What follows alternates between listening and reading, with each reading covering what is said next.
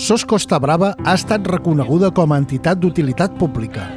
Un pas històric que confirma la força de milers de persones que, amb estima i constància, han defensat aquest projecte únic.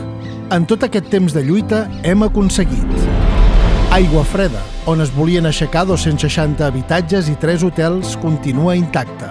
També hem aturat l'ampliació de la Marina de Port d'Aro, que preveia 270 nous amarradors, 340 habitatges i un hotel. A la muntanya de Saguarda, a Cadaqués, hem habitat 104 habitatges unifamiliars i un hotel. I a Lloret es van aconseguir habitar 1.400 habitatges i 3 hotels. Avui encara lluitem per impedir 600 habitatges més a Montlloret. Són fites col·lectives que demostren què podem aconseguir quan defensem el bé comú.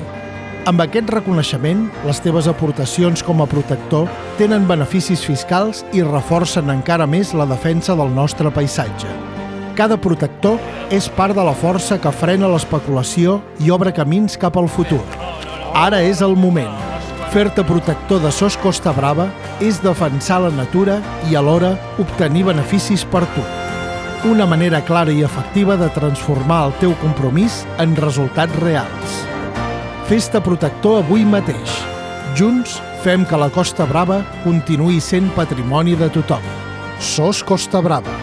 Ni un pam més de ciment al nostre litoral.